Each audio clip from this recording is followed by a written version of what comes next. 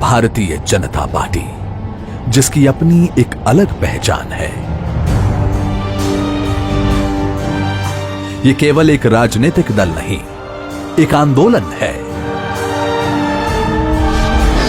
विचारधारा जिसका प्राण है, जिसके सिद्धांतों में निष्ठा है,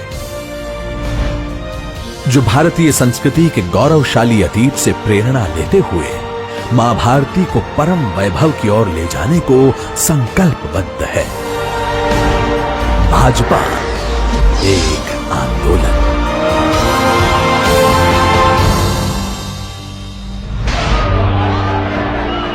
भाजपा की गाथा संघर्षों से गढ़ी हुई गाथा है। ये गाथा है अनगिनत देशभक्तों की, लाखों करोड़ों कार्यकर्ताओं की और ऐसी विभूतियों की जिन्होंने अपने अटूट विश्वास और अथक परिश्रम से इतिहास की धारा को मोड़ दिया, देश की राजनीति को नई दिशा दी, राष्ट्र प्रेम और देशभक्ति की अलख जगाई।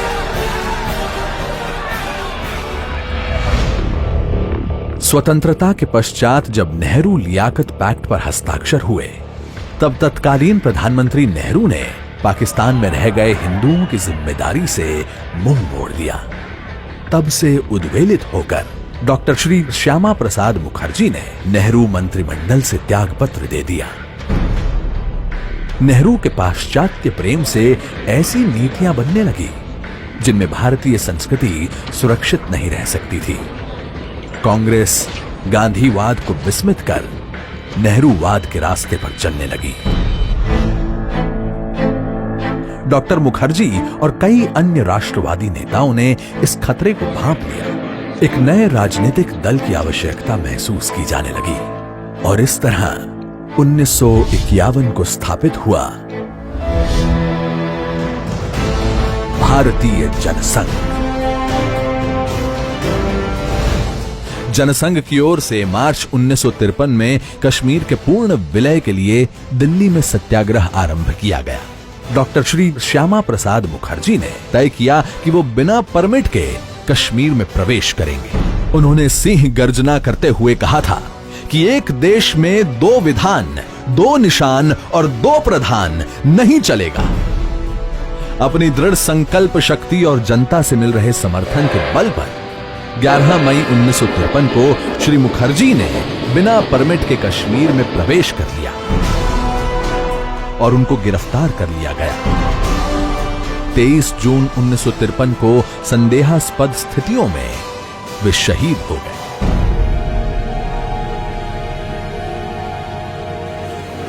देश में शोक की लहर दौड़ गई। मुखर्जी के बलिदान का असर यह हुआ कि 9 अगस्त को शेख अब्दुल्ला को जम्मू कश्मीर के प्रधानमंत्री के पद से हटाकर बंदी बना लिया गया और जम्मू कश्मीर के लिए परमिट व्यवस्था को खत्म कर दिया गया। 1947 में देश को ब्रिटिश हुकूमतों से तो आजादी मिल गई, लेकिन देश के कई हिस्से ऐसे थे जिन पर अभी भी विदेशी ताकतों का कब्जा था। इन क्षेत्रों की मुक्ति के लिए पार्टी ने गोवा मुक्ति आंदोलन चलाया, पौंडीचेरी दादर हवेली की स्वतंत्रता के लिए अभियान चलाया, पश्चिम बंगाल के बेरुबारी को पाकिस्तान के हाथों में सौंपने का तीव्र विरोध किया, कच्छ समझौते के विरुद्ध आंदोलन किया और गौ हत्या के विरुद्ध अभियान चलाया। वर्ष 1965 में पाकिस्तान ने छल पूर्वक भारत पर हमला कर दिया और कच्छ के कंजर कोट समेत कई इलाकों पर कब्जा कर लिया।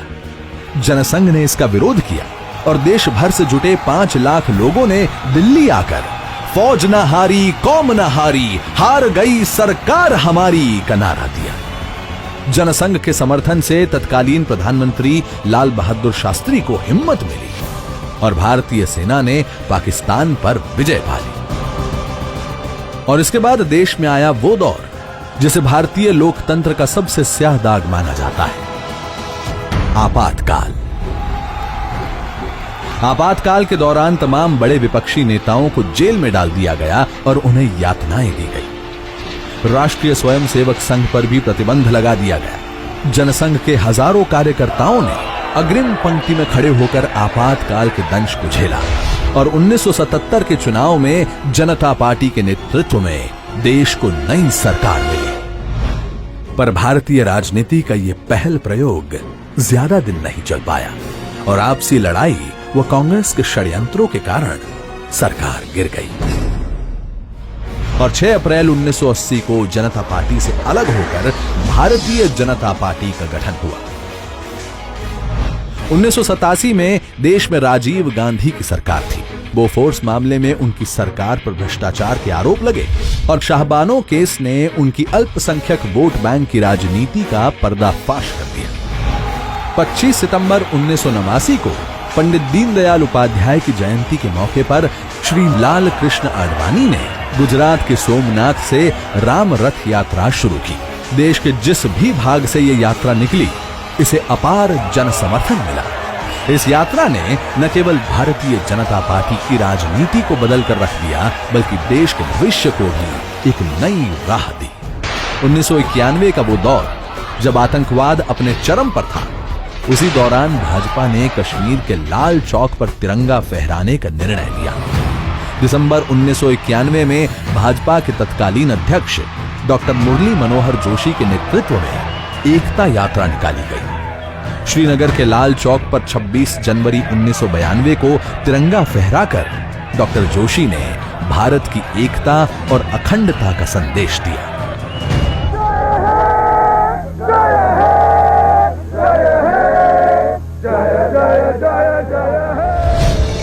वर्ष 1996, 1998 और 1999 में 3 लोकसभा चुनाव हुए, जिसमें भाजपा सबसे बड़ी पार्टी बनकर उभरी और श्री अटल बिहारी वाजपेयी ने देश को सफल नेतृत्व दिया।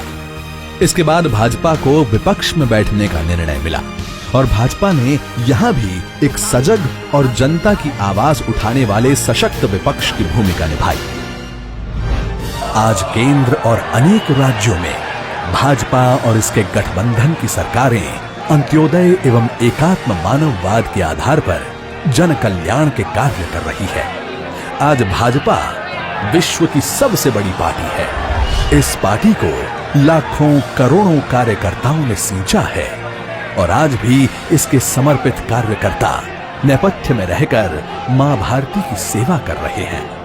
भाजपा का लगातार हो रहा देश में विस्तार इस बात का प्रतीक है कि लोगों की आस्था और विश्वास पार्टी नेतृत्व में बढ़ रहा है।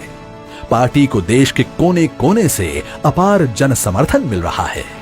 भारत के यशस्वी प्रधानमंत्री श्री नरेंद्र मोदी भी अनेक अभिनव व लोक कल्याणकारी योजनाओं के माध्यम से पार्टी के अंत्योदय के प्रण को पूर्ण करने की दिशा में आगे बढ़ रहे हैं। मौजूदा सरकार की ओर से सबका साथ, सबका विकास के मंत्र पर सफलतापूर्वक काम हो रहा है। देश की जनता से पार्टी को मिल रहा अपार जन समर्थन भी एक तरह का आंदोलन ही है। एक ऐसा आंदोलन जिसमें पार्टी का प्रत्येक कार्यकर्ता न्यू इंडिया के स्वप्न को पूरा करने के लिए संकल्पबद्ध है।